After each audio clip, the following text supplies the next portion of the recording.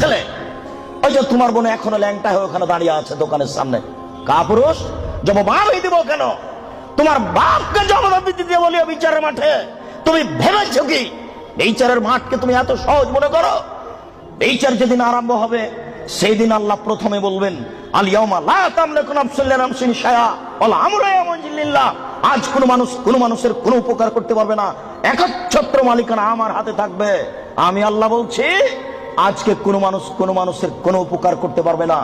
এই কথা বলার পরে 7 আকাশকে ডান হাতে ধরে ঝাঁকি মারবেন, 7 জমিনকে বাম হাতে ধরে ঝাঁকি মেরে বলবেন, আইনাল জব্বার আইনাল মুতাকাব্বির আনা মালিকুল আমলাক।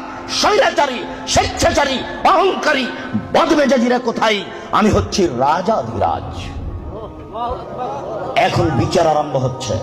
তুমি মনে করো কি তোমার বাপকে তাহাজ্জুদ পড়ে জান্নাত কিনতে নিষেধ করো?